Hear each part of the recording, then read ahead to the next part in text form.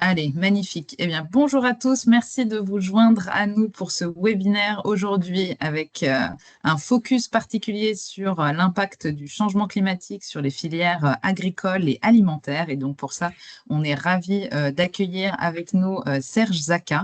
Que vous devez connaître pour un certain nombre d'entre vous.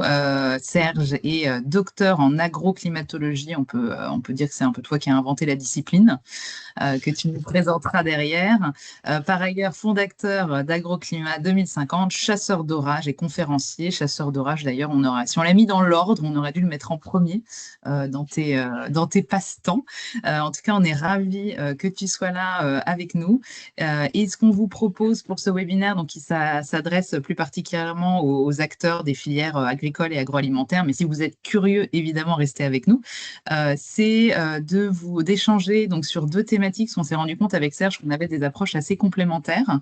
Donc Serge va vous parler dans un premier temps de l'impact du changement climatique sur les productions agricoles et sur comment anticiper ces impacts et comment s'y adapter. Et dans un deuxième temps, on va vous présenter les accompagnements qu'on fait de manière plus globale pour des acteurs en s'intéressant évidemment à leur approvisionnement, mais aussi aux impacts sur leurs activités et sur leur chaîne également aval. Donc, je vais laisser Serge démarrer sa présentation et à la fin, on a prévu évidemment un temps de questions-réponses. Donc, n'hésitez pas à noter vos questions, à les garder. Donc, à la fin, on a 10 minutes, un quart d'heure de questions-réponses pour pouvoir interagir avec vous. C'est parti? C'est parti pour moi. Sarah, tu veux partager l'écran? C'est moi qui partage de mon côté. Moi, je partage, Ah, je peux c'est bon. passer ouais, je peux passer les slides. Tu as déjà les slides. Alors déjà, Exact. on va se mettre d'accord sur mon métier. Merci Sarah d'ailleurs pour l'introduction au passage. Oui. D'ailleurs, pour information, Sarah et moi, on se connaît depuis 25 ans puisqu'on était à l'école ensemble. Même à l'école, je parle d'école, pas l'école d'agro, mais même avant ensemble. Voilà. Avant. Du coup, Sarah, je vais définir l'agrométéo et l'agroclimato. Pour commencer, l'agrométéorologie, c'est l'impact de la météo sur l'agriculture. Là, c'est intéressant pour les transformateurs, mais aussi pour les producteurs. Pour les producteurs, s'il y a une canicule de prévue, par exemple, est-ce que je dois protéger mes légumes? Est-ce que je dois protéger mes animaux d'élevage? S'il y a du gel de prévu, est-ce que je dois mettre des bougies sous mes arbres? Et les transformateurs vont regarder un petit peu ces données-là pour savoir les difficultés qu'il peut y avoir sur le terrain de production. L'agroclimatologie, ça fait vraiment beaucoup plus intervenir les transformateurs, toute la filière, les décideurs, les politiques, le socio-économique, puisque par exemple, est-ce que je dois intégrer dans mes nouvelles recettes de l'avocat, de la papaye ou alors du kaki, qui seront produits peut-être en France dans un contexte de changement climatique? Est-ce que je dois investir auprès des producteurs pour adapter leurs pratiques agricoles? Est-ce qu'il y aura de nouvelles filières? Qui investit dans ces nouvelles filières? Comment les construire?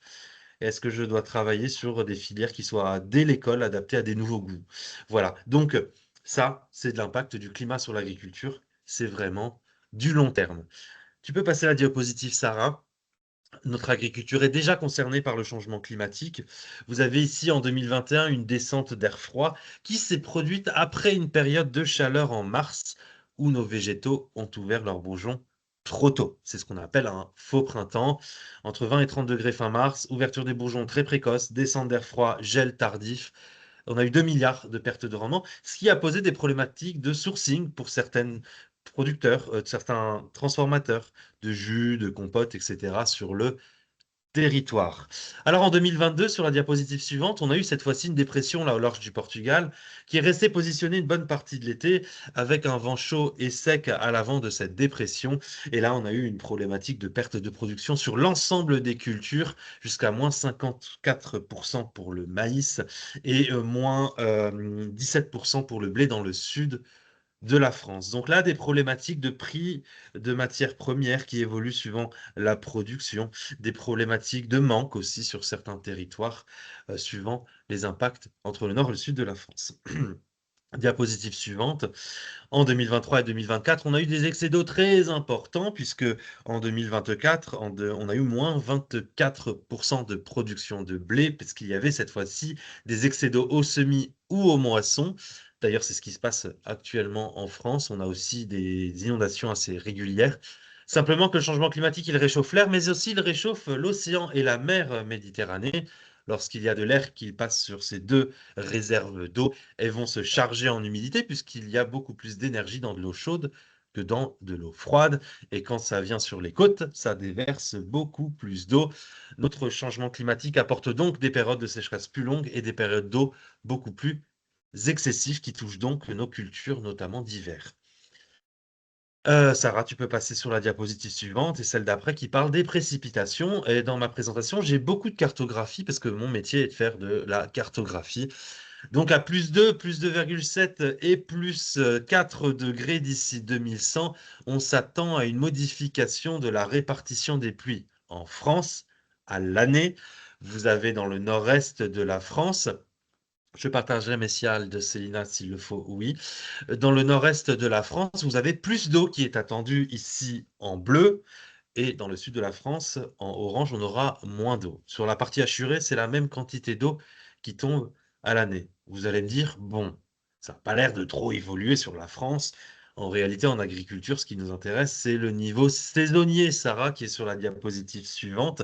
Vous avez ici l'hiver et l'été.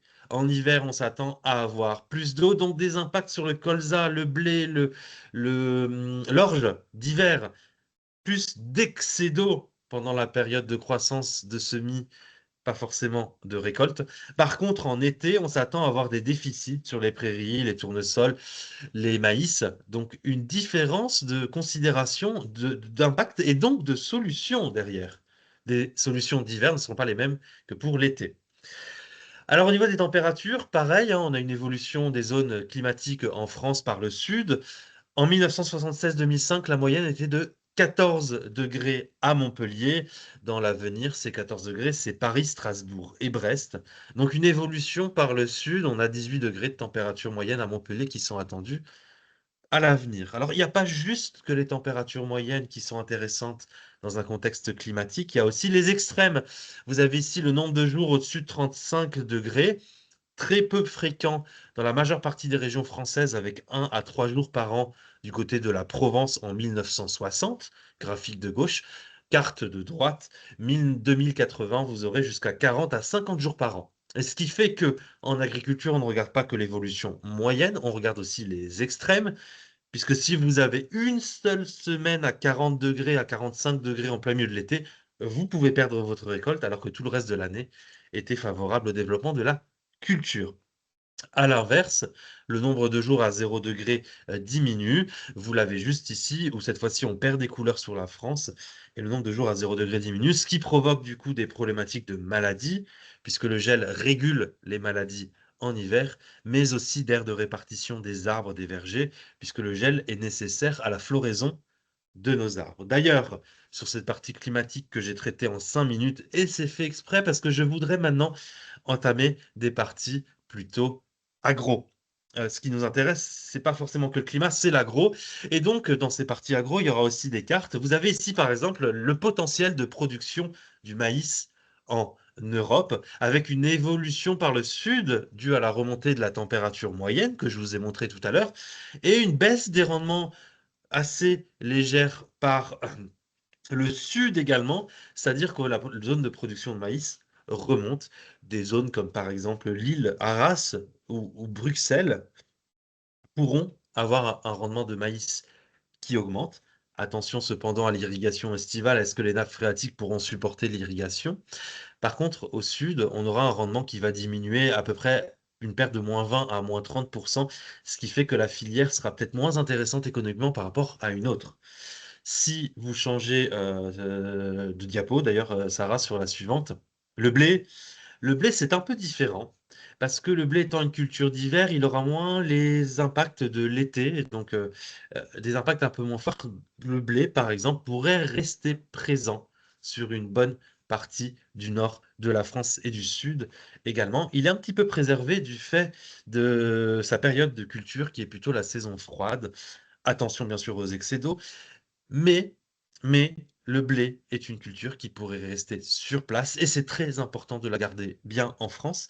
Déjà parce que c'est une culture de fierté, mais aussi parce que la Russie, la Pologne et l'Ukraine, eux, ont des rendements qui vont augmenter avec le changement climatique et donc une géopolitique qu'il faudra surveiller par rapport à cette première calorie mondiale qui est le blé. Il faut la produire en France pour ne pas dépendre de l'étranger. Alors, dans ces évolutions-là, vous avez aussi les arbres. Donc là, ce sont plutôt des filières qui vont bouger beaucoup plus que ces grandes cultures. Vous avez ici l'abricot bergeron, pardon, très présent dans la vallée du Rhône, ici en vert. C'est ce qu'on appelle la biogéographie de production, c'est son aire de répartition. Et peu à peu, avec le changement climatique, on perd des zones de production en Méditerranée, on les gagne dans la vallée du Rhône et en Bourgogne, on les gagne sur le bassin parisien qui pourrait d'ailleurs devenir une future zone de production de fruits et légumes, tout comme la Manche, qui remplacera d'ailleurs l'Espagne, qui se désertifie progressivement. Donc, dans ce contexte-là, en tant qu'industrie agroalimentaire, il y a plein de choses qui me viennent à l'esprit. Par exemple, les nouveaux goûts, les nouveaux AOC, les nouveaux IGP, les soutiens à la transition, l'achat des arbres, la plantation de ces nouveaux arbres, toute la filière agricole qui achète, qui stocke, qui vend, qui transforme dans les cantines scolaires, comment intégrer ces nouveaux goûts, comment faire jouer les chefs étoilés, quels plats régionaux de demain.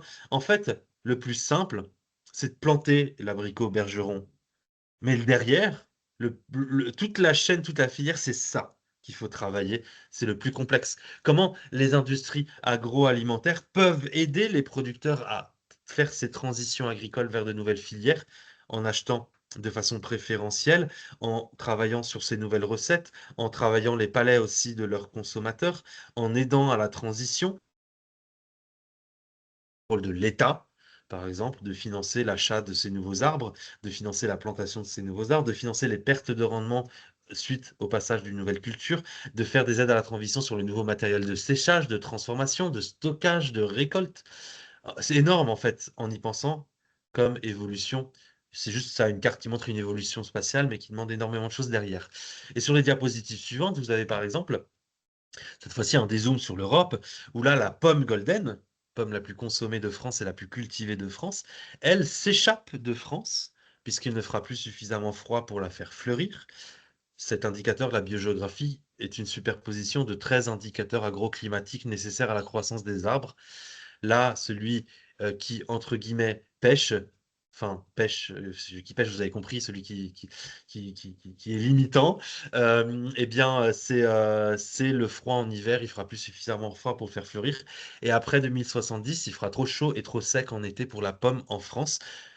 Pomme golden qui remontera vers le nord-est de l'Europe. Chez nous, on peut soit changer d'espèce, abricot, pêche, qui se récolte plutôt au printemps ou au début de l'été, évitant ainsi les canicules estivales, ou alors de changer de variété de pommes, des variétés de pommes qui ont besoin de moins de froid et plus résistantes aux fortes chaleurs. Voilà pour l'évolution. Vous avez l'arrivée de nouvelles grandes cultures, aussi le pois chiche qui est très intéressant parce que c'est une légumineuse. Donc ça rentre dans des rotations de légumineuses. Et en plus de cela, ce qui est intéressant avec le pois chiche, c'est que dans les magasins, on a déjà des filières houmous qui sont en place. Et ce qui fait que l'introduction du pois chiche dans l'alimentation des Français dans l'avenir sera plus simple que l'introduction de la patate douce ou du niébé, qui est une culture d'haricots africains, qui arrivera aussi par le sud. Mais le pois chiche est déjà dans le couscous, il est déjà dans certaines salades, il est déjà dans certains plats végétariens, comme par exemple les alternatives à la viande libanaise. Là, je me rappelle plus trop les boules, là, les boules qu'on fait, qu'on retrouve à la place de la Falafel. viande. Les falafels, voilà. En plus, je suis libanais, donc c'est totalement C'est ce inacceptable que je me d'oublier ce disais. mot. Donc le houmous, le falafel, donc c'est des choses qu'on retrouve chez moi au Liban, mais qui pourraient être francisées avec peut-être des introductions de recettes, de nouvelles recettes plutôt à la française. Le pois chiche, voilà, il remonte. Donc d'autres cultures, l'olivier. Alors pour l'olivier, il faut appuyer encore une fois pour animer. Pour l'olivier, c'est juste pour montrer qu'il ne faut pas exagérer non plus. Il ne faut pas faire n'importe quoi. L'olivier, certes, arrive par le sud. On pourra d'ailleurs concurrencer après 2050 l'Andalousie, qui c'est en désertification. Le sud-ouest de la France est très bien placé. Mais ne m'en plantez pas à Bruxelles, à Lille ou je ne sais où. En fait, il y a un moment, à -15 degrés, l'olivier, ça sève, elle gèle. Et quand ça sève, elle gèle, l'arbre, il meurt. Donc, il faut respecter aussi ces évolutions progressives climatiques et pas aller plus vite que l'évolution du climat. Autre espèce, la patate douce, comme je vous ai dit, plus dure à introduire dans les repas des Français, puisque la patate douce, elle, n'est pas forcément quelque chose qu'on consomme régulièrement. Certes, il y a des frites de patate douce qui apparaissent dans certaines brasseries. Certes, il y a des producteurs en Bretagne et dans le sud-ouest de la France qui travaillent sur ces nouvelles filières. Mais là, il y a beaucoup plus de travail sur le consommateur, la transformateur. C'est aussi des rôles que peut toucher l'industrie agroalimentaire dans cette culture, qui sera une culture d'avenir dans l'avenir, forcément. Dans le nord de la vallée du Rhône et dans le sud-ouest de la France. Dans le sud-ouest de la France, c'est déjà acquis. Il y a déjà des filières qui commencent à se développer. Voilà, donc des évolutions en réalité d'aires de répartition des cultures, mais aussi de saisonnalité. Vous avez ici la tomate. Donc la tomate a une saisonnalité qu'on respecte. On la plante au printemps, on la récolte en été, en automne. Mais mais certaines régions françaises qui jusqu'à présent produisaient des légumes de potage, donc les légumes chou-fleur, poireaux, salades, panais, etc., vont devenir des régions productrices de légumes d'été. Et c'est là où c'est très intéressant, c'est que les entreprises agroalimentaires devront adapter leurs recettes, par exemple en Bretagne. En Bretagne, première région agroalimentaire de France, et cette région va devenir extrêmement favorable aux légumes d'été. Il est possible qu'en 2050, la ratatouille soit faite directement en Bretagne et qu'on la mette dans des crêpes, crêpes qui, je le rappelle, seront toujours présentes dans l'avenir. On peut imaginer des recettes aussi dans l'avenir à inventer. Alors, je ne dis pas qu'il faut mettre la ratatouille dans des crêpes parce que là, je pense que je vais me faire taper quand on va me voir en Bretagne. Mais au moins, on peut imaginer des évolutions. Il y a tout plein de choses à inventer dans l'avenir. Pourquoi je dis ça? C'est qu'il est intéressant de regarder l'Andalousie. Sur l'Andalousie, il y avait une désertification, et de cette désertification, on a du rouge qui apparaît sur la carte. Là, c'est juste que ça va passer, donc on ne le voit pas. Mais il est important de voir qu'on a des mouvements au sein de l'Union européenne. Il me reste encore 6 minutes pour vous parler des stress thermiques, et puis on passera sur des aspects plutôt d'ordre organisationnel à la fin. Les stress thermiques sur les animaux d'élevage, c'est exactement pareil. Vous avez sur la diapositive des stress thermiques pendant les canicules estivales. Il faut appuyer sur, encore une fois, pour animer. Par exemple, vous avez les stress modérés à forts qui progressivement, au mois d'août, ça c'est la carte du mois d'août, vont remonter. Donc des industries laitières qui devront s'adapter à un changement de race de vache, changement vers de l'ovin et du caprin dans le sud de la France, voire une stabilisation quand même des rendements sur la Manche. Manche qui, dans la diapositive suivante, ça c'est les pertes de production de lait. La Manche qui restera une zone de production, tout comme les Alpes et les Pyrénées. Là, ce sont les pertes de production de lait au mois d'août avec l'évolution climatique.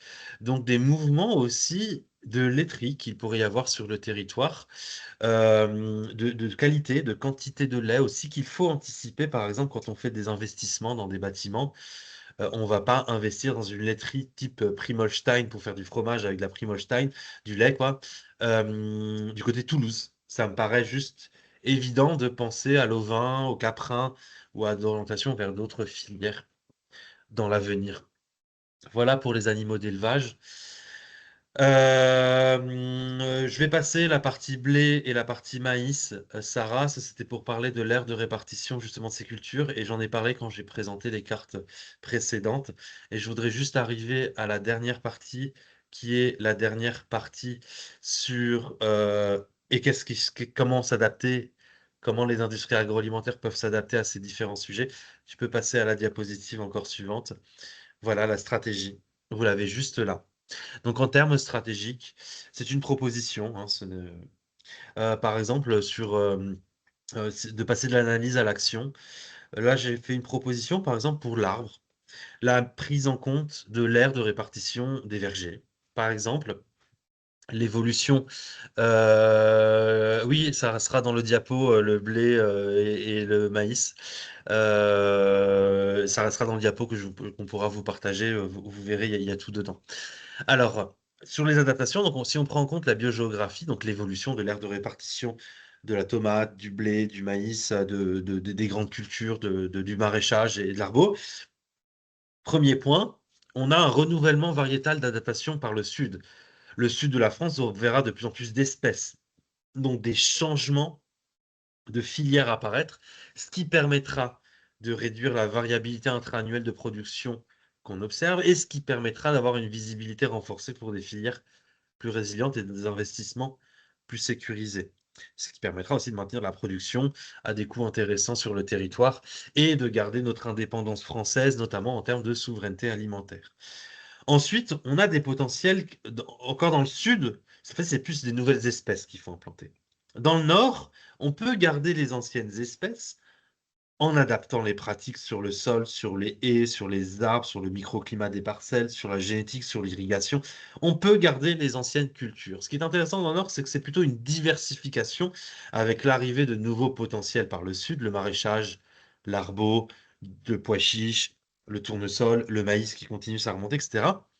Et là, on va avoir des opportunités pour chercher de nouveaux marchés. Alors, quand je dis opportunité, encore une fois, c'est pas que tout va être rose, c'est pas que tout va être parfait, c'est pas qu'il y aura pas de sécheresse, pas de canicule, c'est juste qu'on peut le faire et qu'il faut comprendre que dans un contexte de changement climatique, il faut pas voir que le négatif, il faut aussi tirer le positif parce qu'il faut se nourrir. Je suis pas juste là pour être, rassurant, tout va bien. Non, dans le nord de la France, c'est le cas. On pourra avoir une diversification à condition de bien mener nos cultures. C'est-à-dire de ne pas mettre du maïs partout et de l'irrigation de tous les côtés. Non, diversité culturelle, paysage, sol dans ses rotations aussi. Enfin voilà, il faut penser à tout. Donc, on a de nouveau des opportunités par le sud, de nouvelles opportunités gustatives, de nouvelles géographies, la découverte de nouveaux produits, des industries agroalimentaires qui pourraient s'accaparer de ces produits-là. Et pour moi, le rôle des industries agroalimentaires, le rôle de l'intermédiaire entre le consommateur et le producteur, c'est vraiment de se retourner vers les producteurs. Parce qu'il faut savoir que ce sont les producteurs qui garantissent aussi la production des entreprises agroalimentaires et qu'il faut qu'on ait des producteurs en bonne santé pour qu'on ait des industries agroalimentaires en bonne santé. C'est-à-dire que se retourner vers les cahiers de charges, par exemple introduire, comme McCain l'a fait, une obligation de mettre des couverts végétaux entre deux cultures pour protéger le sol. C'est-à-dire acheter préférentiellement ces nouvelles filières, par exemple de la cacahuète pour faire du beurre de cacahuète, ou de tester eux-mêmes et d'investir dans les tests de jus d'orange du côté de Narbonne, de tester la clémentine du côté de Nîmes, de tester la pistache du côté de Cavaillon et de ne pas laisser seulement les producteurs eux-mêmes investir seuls dans ces nouvelles filières. On a besoin de tout le monde, industrie agroalimentaire, de la politique et des agriculteurs, mais aussi des consommateurs. Donc, c'est vraiment une transformation agricole due au changement climatique qui n'est pas facile de faire transiter seulement par les agriculteurs. On a besoin de tout le monde, de toutes les mains, de toutes les bourses, on va dire, pour faire les tests, pour faire ces transformations, pour faire ces essais. Enfin voilà, pour moi, c'est important d'inclure toute la filière dans ces nouvelles filières et de pas mettre seulement l'agriculteur face aux conséquences. Sarah, tu peux passer à la diapositive suivante qui, normalement, est ma diapositive de fin. Donc, je te laisserai la main sur le sujet. Je reprends la suite. Merci beaucoup, Serge. Et n'hésitez pas à Avec plaisir. garder sous la main toutes vos questions pour Serge, puisqu'on a évidemment prévu 15 minutes de questions-réponses à la fin. Et je sais que vos questions seront nombreuses.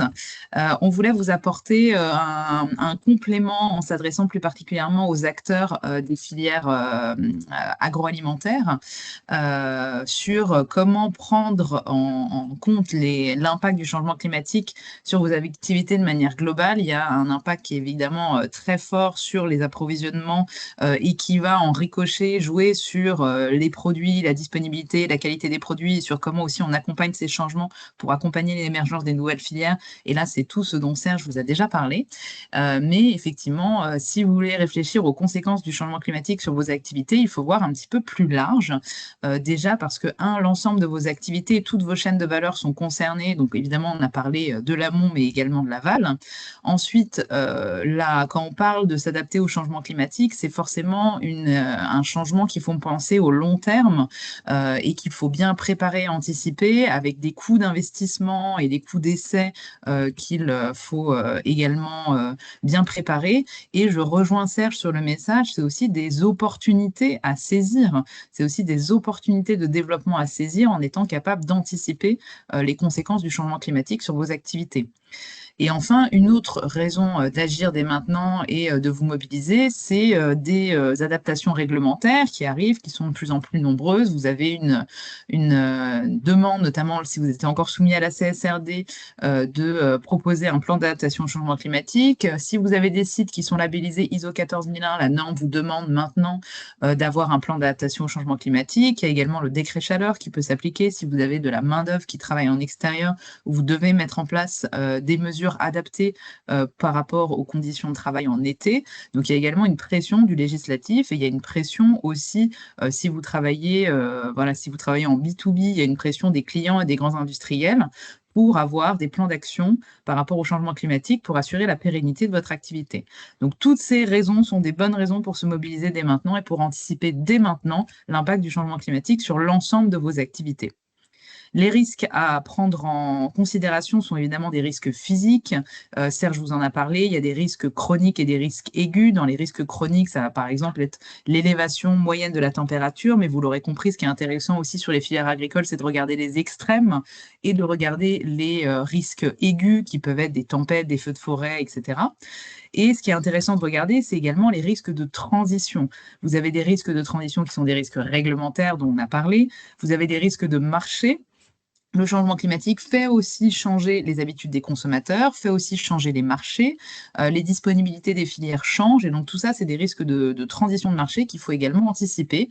Vous avez aussi des risques liés à l'adoption de nouvelles techniques ou de nouvelles technologies qu'il faut pouvoir également regarder, et enfin, des risques de réputation. Voilà, aujourd'hui, si vous êtes une entreprise qui, particulièrement si vous avez une marque qui est connue des consommateurs et que voilà, vous ne prenez pas du tout en compte les considérations environnementales et le changement climatique et l'adaptation est une sous-composante de tout ça, vous avez aujourd'hui un risque réputationnel par rapport à votre marque.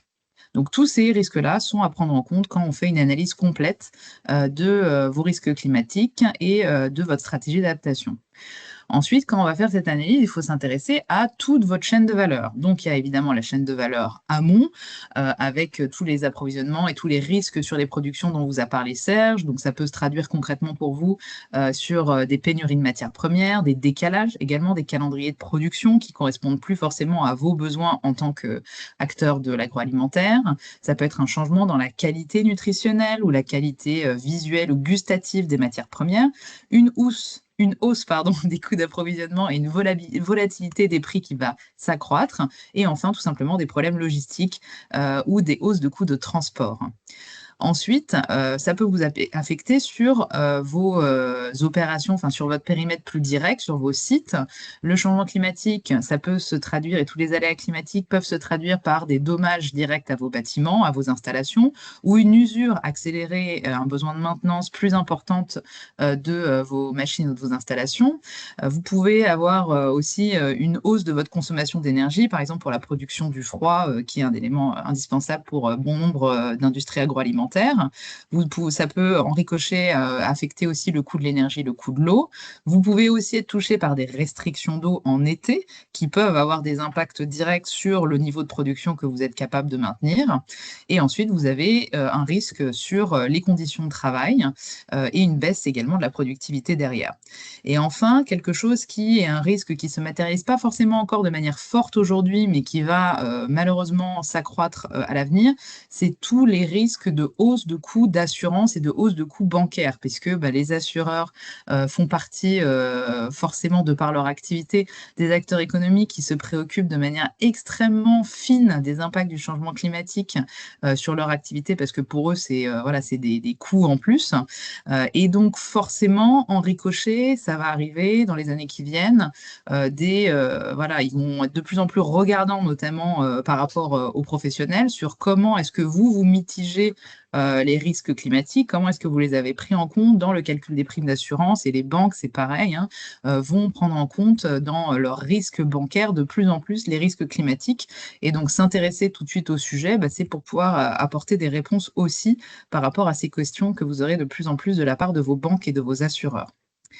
Et enfin, le changement climatique et tous ces aléas, ça peut aussi impacter votre chaîne de valeur aval, des hausses de coûts de transport et de distribution, une difficulté à respecter les délais et à respecter vos engagements qui peuvent être le ricochet de tous les impacts qu'on a vus précédemment, et également, ça c'est un risque de transition, une modification de la demande et une réduction de certains marchés. Et là, j'insiste encore sur un message aussi qu'a partagé Serge.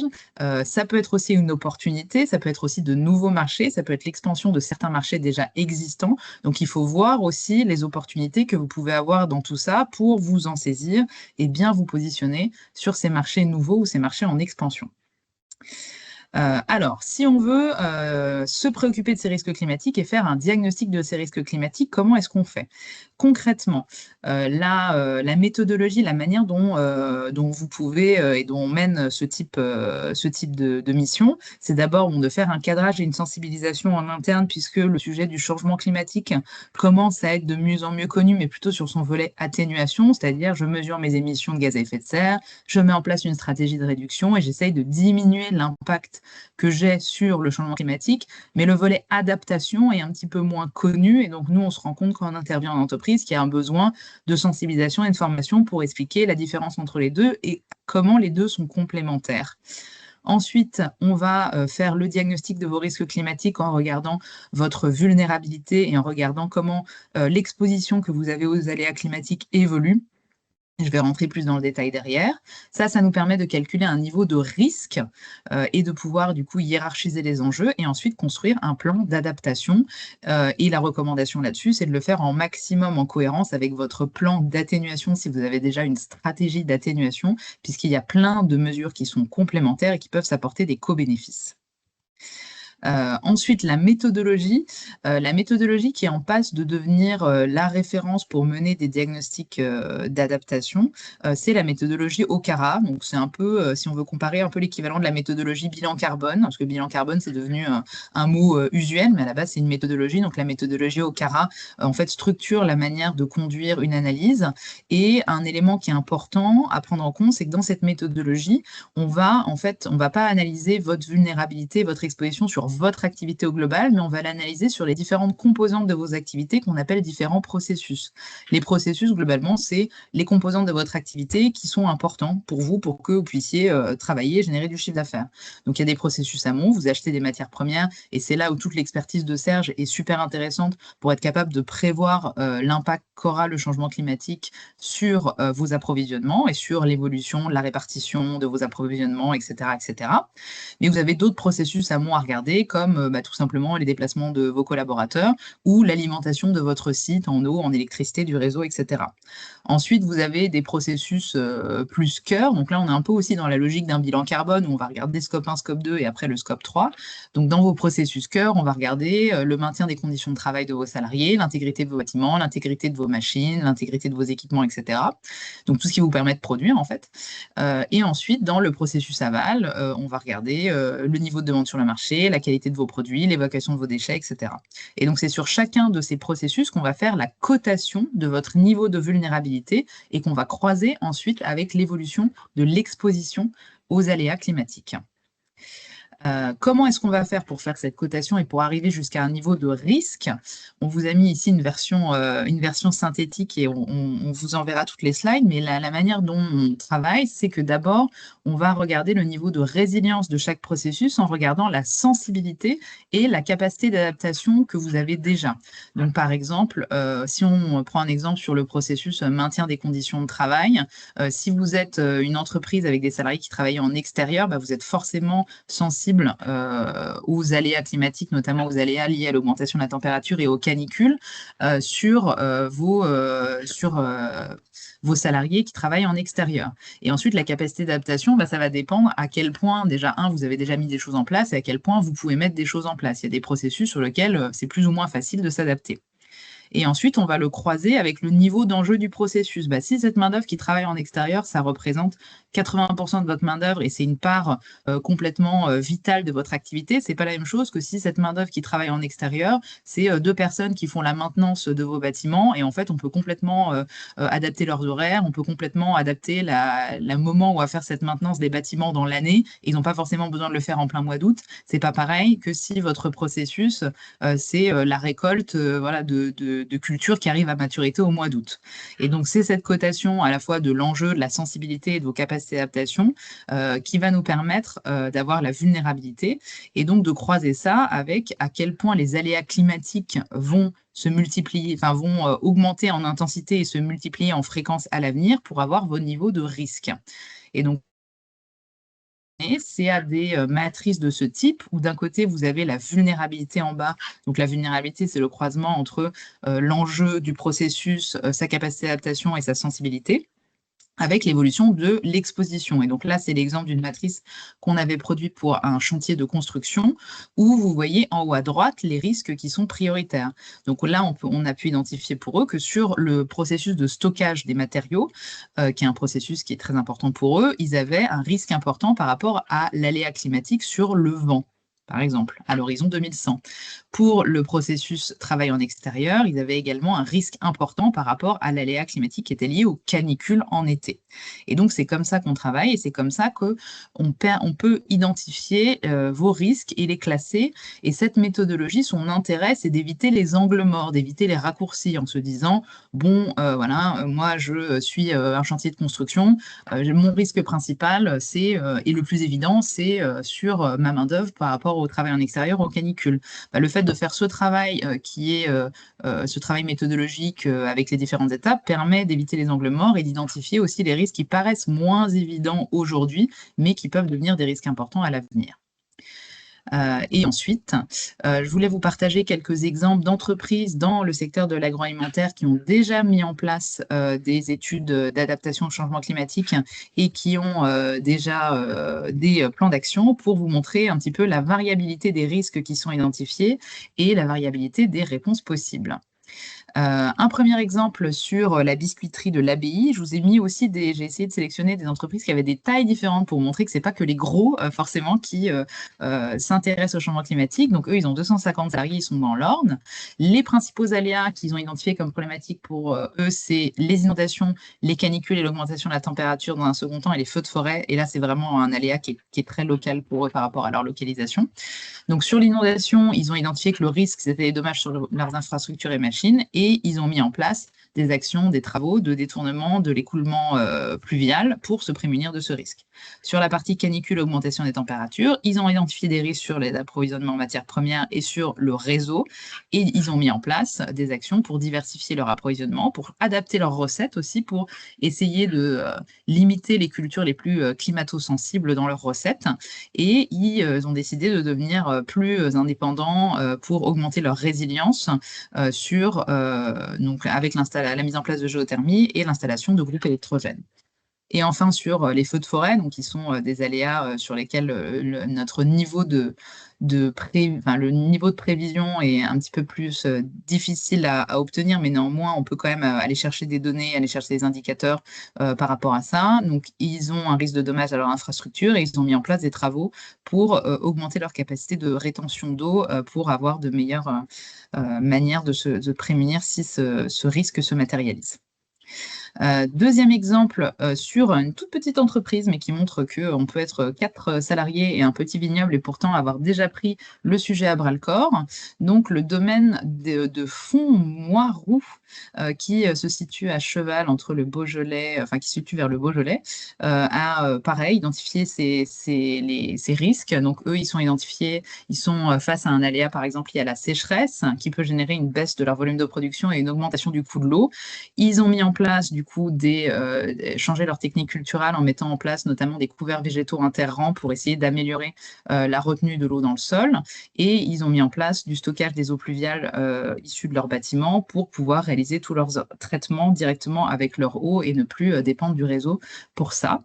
Ensuite, sur la partie canicule, augmentation des températures, sur la viticulture, il y a un impact très important sur la qualité du vin et notamment, eux, ils sont déjà dans le sud avec une augmentation du taux d'alcool dans le vin qui, au bout d'un temps, va finir par poser problème et un risque de baisse du volume en cas de gel tardif sur bourgeonnement précoce, comme vous l'a présenté Serge.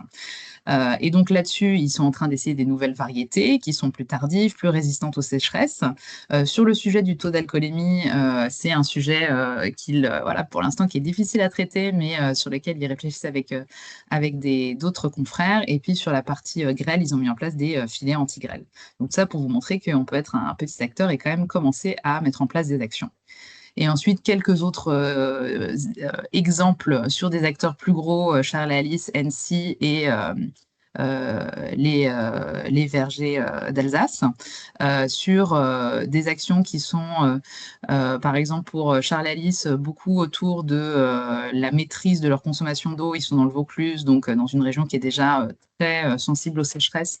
Et donc, ils ont beaucoup travaillé sur des circuits fermés pour pouvoir réutiliser au maximum leur eau.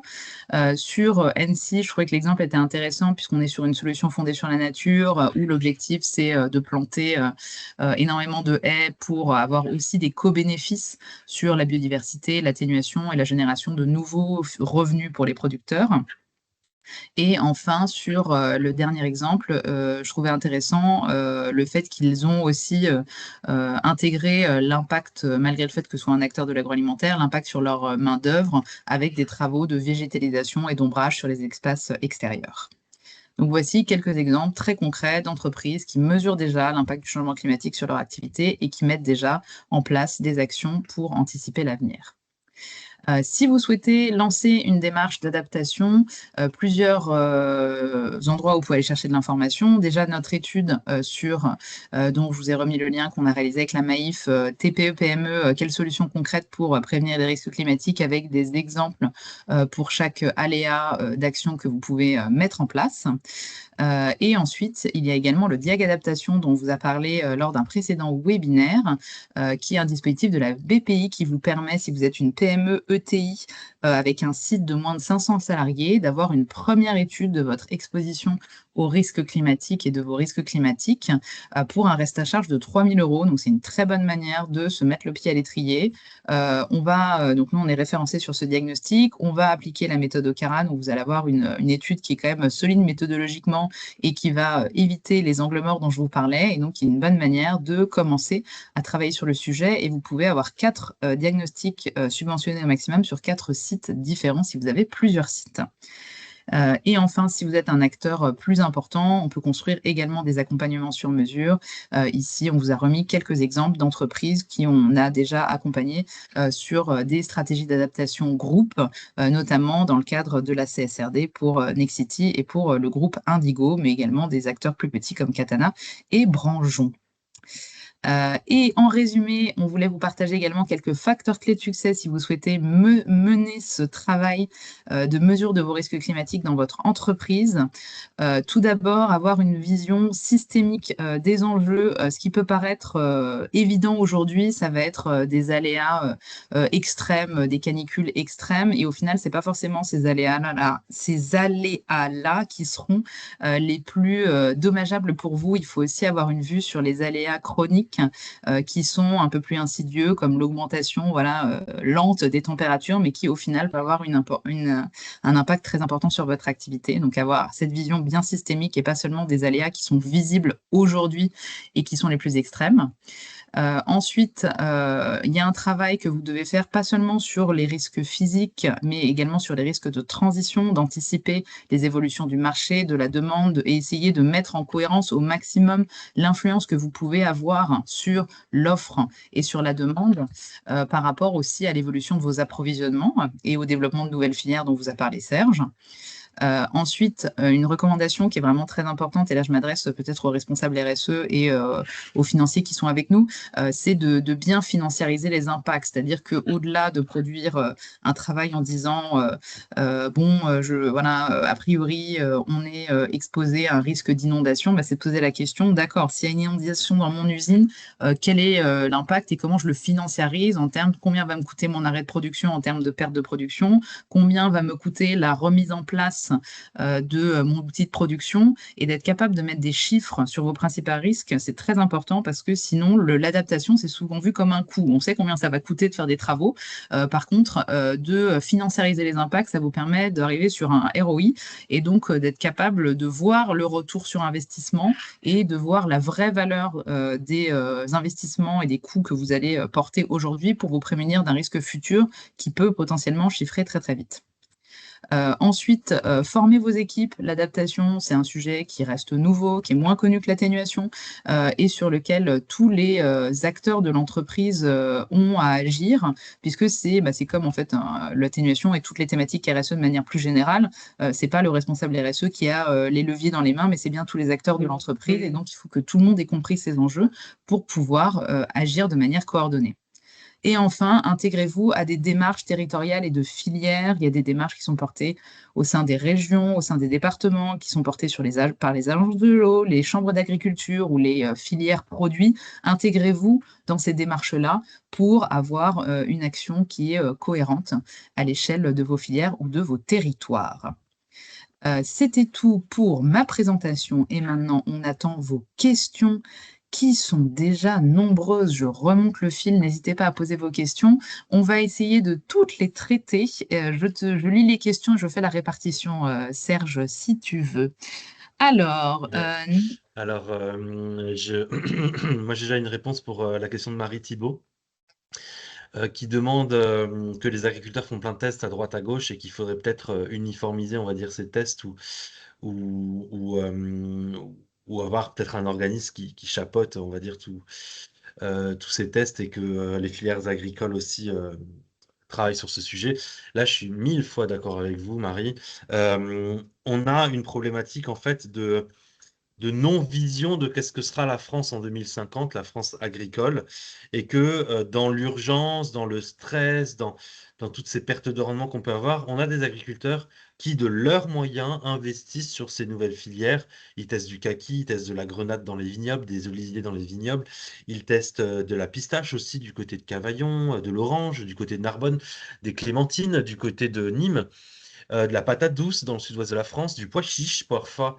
Le pois chiche, parfois, c'est souvent des coopératives qui travaillent sur le sujet. Mais tout ce qui est arbo et fruits et légumes, c'est beaucoup l'agriculteur qui s'y met lui-même. Or, la création d'une filière, c'est pas l'agriculteur qui peut financièrement la soutenir. Tous les AOC, les IGP, les nouveaux goûts, les nouvelles recettes, les nouveaux cahiers de charges, je considère que on manque pour l'instant en France d'une vision politique de qu'est-ce que sera la France en 2050 pour pouvoir tous avancer en même temps suivant les territoires sur ces nouveaux produits.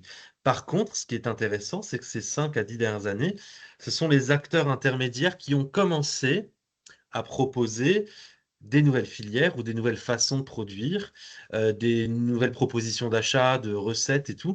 Mais là, pareil, il faut une uniformisation de tout ça, peut-être une vision plus globale de ce que serait 2050. Mais c'est déjà bien qu'on ait une volonté agricole et une volonté des transformateurs de faire évoluer les choses. Il reste plus que l'étincelle, on va dire, politique. Vous avez parlé de la PAC. La PAC est aussi importante parce que les cartes que j'ai montrées montrent que les zones de production sortent des frontières, en fait. C'est une problématique européenne, une problématique de souveraineté alimentaire par rapport, par exemple, à la Russie qui est très favorisée par le changement climatique. Ça, je voulais en parler dans la partie du blé, ça y est, dans les diapositives. Mais d'avoir une vision de 2050, de comment se situe géopolitiquement la France, dans quelle production par rapport aux autres, et de pas s'embarquer dans des têtes baissées dans les mêmes productions et de se faire concurrencer par des pays plus au nord, comme la Russie ou le Canada. Donc voilà, ce travail il doit être fait à la fois par les coopératives, par les entreprises agroalimentaires, moi je travaille beaucoup aussi avec les politiques pour leur faire évoluer et investir dans les nouvelles filières, les nouvelles façons de produire. Heu donc je pense pas que ça soit une problématique de pédagogie, c'est une problématique financière. Souvent la réponse c'est: «Nous en avons pas les moyens. Ce n'est pas la priorité». Hem et ça c'est dommage. Voilà, c'est-à-dire qu'on a une problématique court terme, de problématique court terme, de prix de vente du blé en ce moment, mais on n'a pas une problématique long terme d'anticipation, d'investissement long terme pour que les risques climatiques soient atténués en 2050 et n'augmentent pas au fil du temps d'ici 2050. Donc voilà, c'est un travail de priorité, de direction des financements. Et donc c'est un Ça gros revient à travail politique qu'il faut faire sur le sujet. une autre question qui a été posée sur combien de temps ça prend de monter une nouvelle filière. Tu citais par exemple l'abricot en Île-de-France. C'est Ça un travail dépend. de longue haleine. Ça dépend. L'abricot en Île-de-France, c'est plus rapide parce que l'abricot est déjà connu par les Français. Le plus long, ça va être tout ce qui est stockage, transformation sur place, quoi, on va dire. Et Ok. main-d'œuvre et formation et quel type de sol, quelle variété. Enfin voilà. En plus, c'est de l'arbo, donc c'est un peu plus long. Mais ceci dit, c'est toujours plus court de faire manger des abricots à des Parisiens que de ramener de la grenade, du kaki, de la patate douce, où là, il faut carrément créer le goût. Qu'est-ce qu'on en fait? Les recettes. Et là, quand on crée une nouvelle filière, c'est un nouveau truc, un nouveau produit, c'est 20 à 30 ans. C'est hyper long dans un contexte de changement climatique. C'est pour ça qu'il faut s'y prendre très tôt. Et c'est encore plus grave quand c'est l'arbre. Parce que quand on plante un arbre, il y a 5 ans où il produit rien. Ensuite, il faut qu'il grandisse pour qu'on ait quand même une économie du territoire. Enfin, et là, c'est aussi 20 à 30 ans. Donc, suivant les filières, suivant les types de produits, ça peut être de 10 à 30 ans et c'est hyper long par rapport à la vitesse du changement climatique. On a déjà beaucoup de retard et c'est pour ça que ça devient urgent qu'on ait cette évolution agricole de fond, quoi. Il y a Les plusieurs sociétés de questions. restauration ont un rôle à jouer, notamment les cantines scolaires. Je vois la question de Véronique Bertrand. Ont un rôle à jouer, notamment les cantines scolaires, parce que c'est nos plus jeunes qui doivent être adaptés à ces nouveaux goûts. La grenade, la nèfle, le kaki, si on les met dans les cantines, ces jeunes qui auront 15 à 18 ans quand ils auront leur premier salaire, quand ils vont aller faire leur première course, ils vont acheter de la nèfle, du kaki comme si c'était normal. En fait, il y a une génération entière, on va dire à peu près 15 à 20 ans, d'habitudes alimentaires parce que les plus âgés, comme Sarah et moi, qui ont plus de 30 ans, et quand on dépasse les 30 ans, on a des habitudes alimentaires, d'achat qui se mettent en place et qui sont plus difficiles à modifier. Et on a les parents aussi qui ont un rôle à jouer sur ces nouvelles habitudes alimentaires, sur préparer de la patate douce, des trucs d'avenir. Et tout ça, ça se joue aussi au ministère de l'Éducation, à l'Éducation nationale. Et j'espère qu'un jour, il y aura des cours de cuisine qui reviendront à l'école et que les parents aussi redonneront des cours de cuisine à leurs enfants sur ces nouveaux produits. Je te repasse la main, Sarah, je vois les questions qui défilent. Donc... Et je suis d'accord avec toi que la nèfle et le kaki, j'ai essayé de m'y mettre. Et effectivement, je suis trop vieille, très certainement. Mais je m'engage à en faire goûter à mes filles qui, elles, sont les consommatrices de demain. Il y a plusieurs questions sur l'effort à fournir en termes financiers, de se dire, bah, voilà, je suis une entreprise, j'ai envie de mettre en place une stratégie d'adaptation, combien ça va me coûter entre la R&D et l'application au champ, est-ce que c'est 2%, 5% de mon CA, etc. Bon, c'est difficile à chiffrer. Après, enfin, moi, la réponse, je te laisserai compléter, Serge, c'est difficile à chiffrer dans un premier temps. Une bonne manière de se mettre le pied à l'étrier, c'est d'utiliser les dispositifs qui existent, type Diag Adaptation, les dispositifs subventionnés, pour commencer à faire une première étude et commencer à déblayer le sujet et à pouvoir chiffrer le coût des chantiers derrière.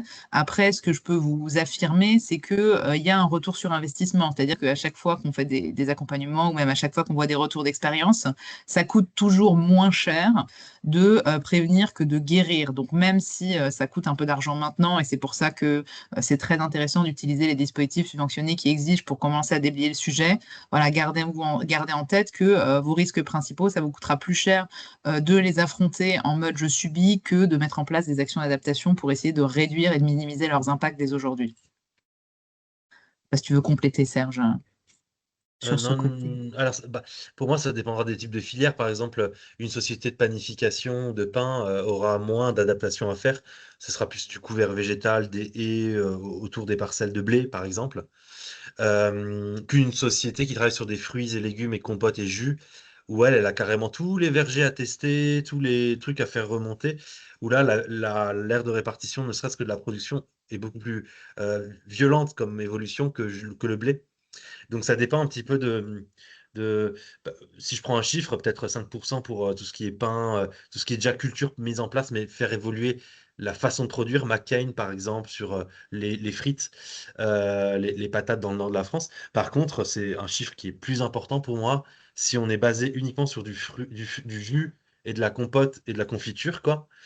Là, le chantier est tellement plus gros que pour moi, les tests à mettre sur le terrain maintenant sont beaucoup plus coûteux, beaucoup plus vastes dans plein de régions différentes que pour les grandes cultures type blé, Oui, colza qui ont des ou orge, rotations quoi. plus rapides. Voilà.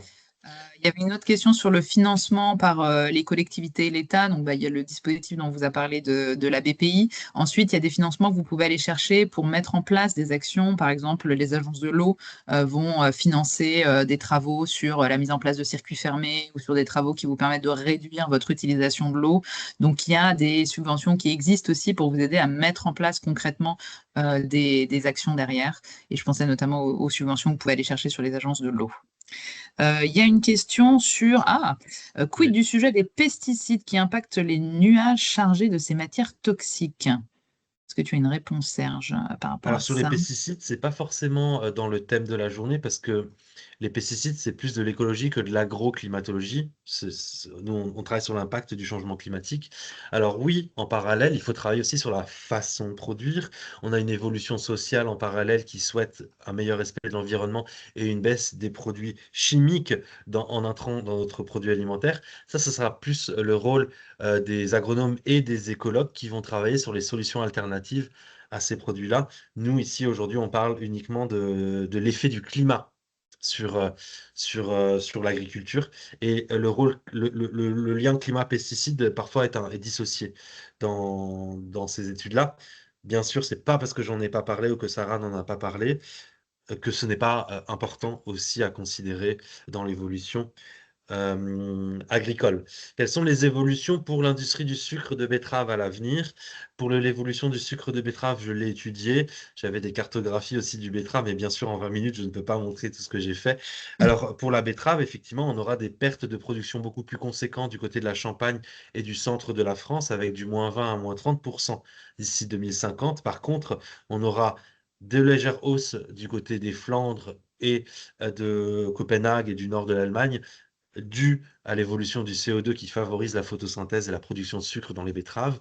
Par contre, on a une zone intermédiaire ici vers Lille, Arras, Beauvais, où le rendement pourrait baisser légèrement.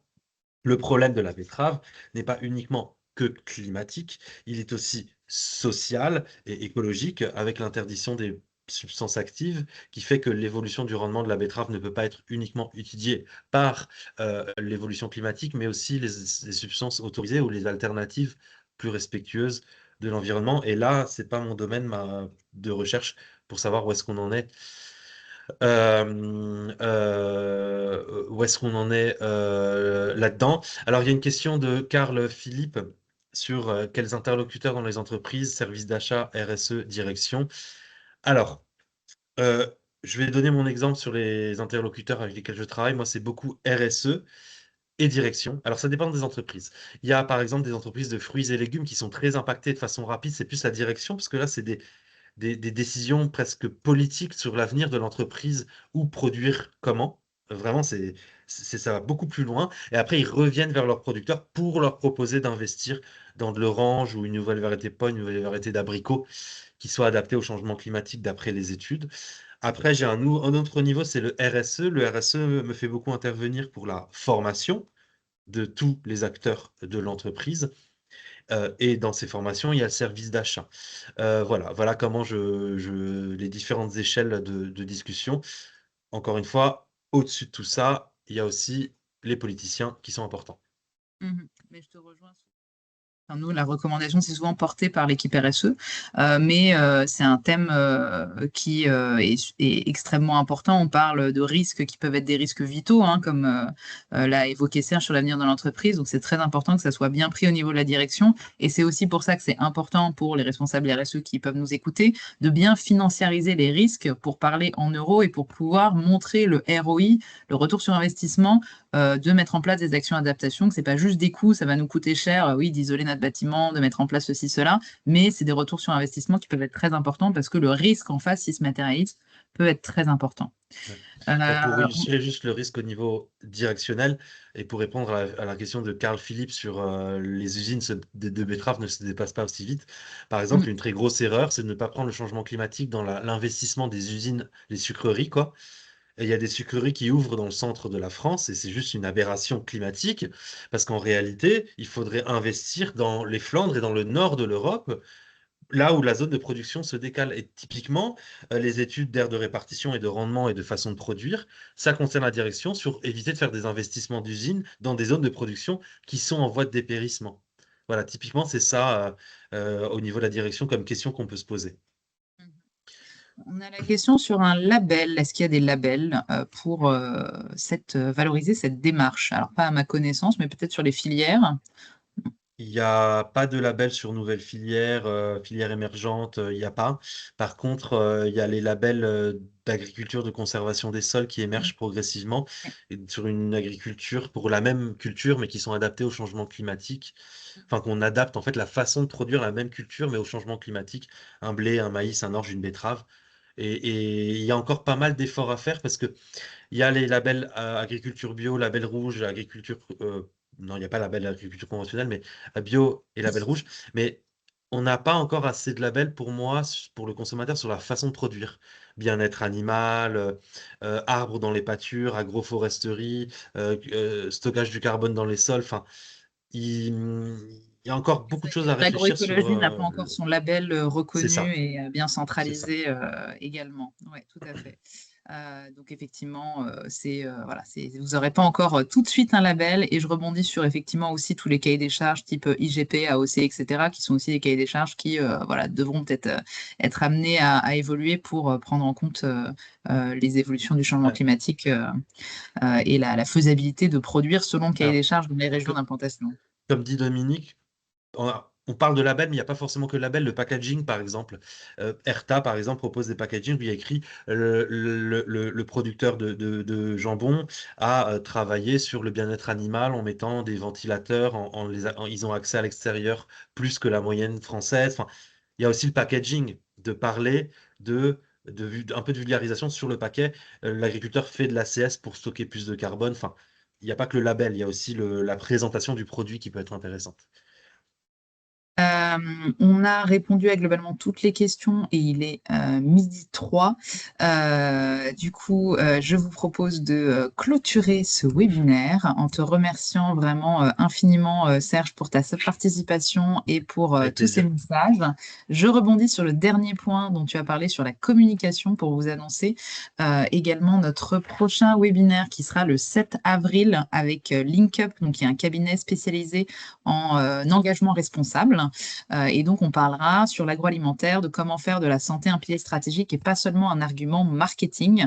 Ils nous partageront plein de retours d'expérience d'entreprises qu'ils ont accompagnées là-dessus. Donc, je vous invite à nous rejoindre pour continuer à parler des enjeux qui touchent l'agroalimentaire le 7 avril avec LinkUp.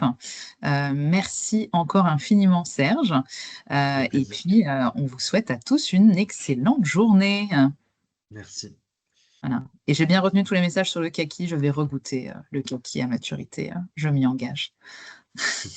Pour qu'il soit à maturité, Sarah, il faut le mettre au froid pendant au moins 2 semaines pour qu'il devienne un peu mou, pour éviter l'astringence.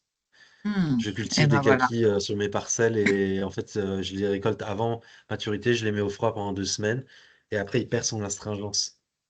Et Voilà. ben voilà. C'était ça la solution. Bon, bah, bonne journée à tous. Au revoir. Merci beaucoup. Bonne journée. À Ciao. bientôt.